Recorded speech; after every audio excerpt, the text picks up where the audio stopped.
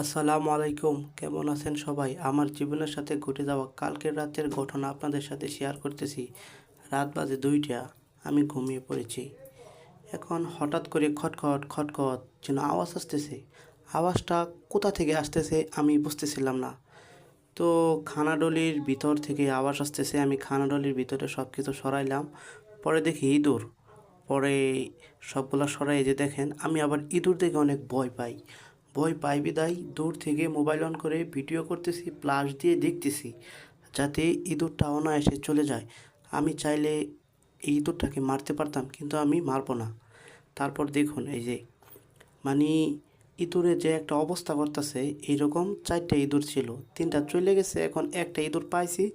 সেটা just video করে আপনাদের কাছে তুলে ধরতেছি যে আপনাদের সাথে এরকম ঘটনা ঘটেছে কি না।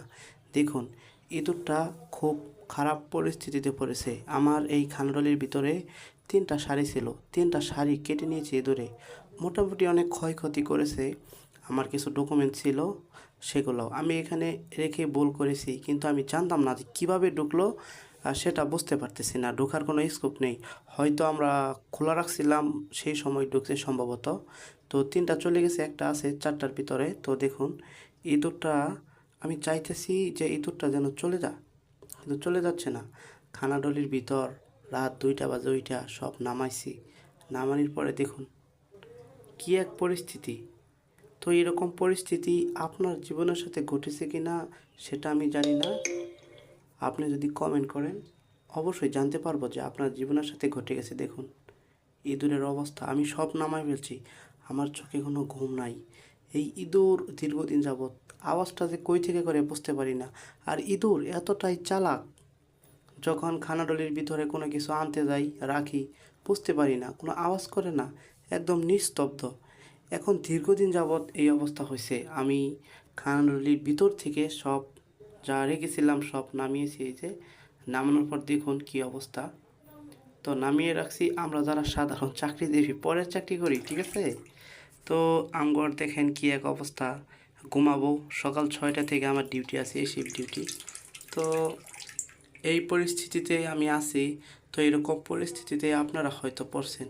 তো আমি চাচ্ছি যে এখানে যে ইঁদুরটা আছে, ইঁদুরটা যেন অনায়াসে এখান থেকে চলে যায়। কিন্তু মোবাইলের ব্লাস্ট অন করার কারণে হয়তো বা সে চাইতেছে না। আমি দূর থেকে ধরছি দেখেন। আবার এই যে দেখেন এখন লুকাইছে এখানে, মানে কত চালাক, এখানে লুকাইছে। এখন এখানে লুকাইছে, এখান থেকে বের হব না। মানে এরা এত চালাক ইঁদুর, মানে এটা অভাবনীয় বিষয়।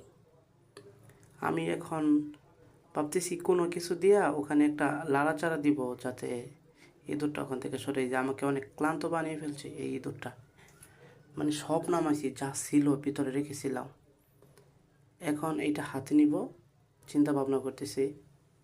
এখন হাতে নিয়ে দেখি ইঁদুরটা, লাড়াচাড়া দিই, ইঁদুরটার কী অবস্থা। লাড়াচাড়া করতেছি, বুঝছেন? এই যে, মানে আমার খুব ভয়, আমি আসলে ইঁদুর দেখে অনেক ভয় পাই, ঠিক আছে। এই যে আমি, এই রকম ঘটনা যদি আপনার লাইফে ঘটে থাকে অবশ্যই শেয়ার করবেন। আমি কিন্তু ইঁদুর খুব ভয় পাই ভাই, তাই এরকম করতেছি।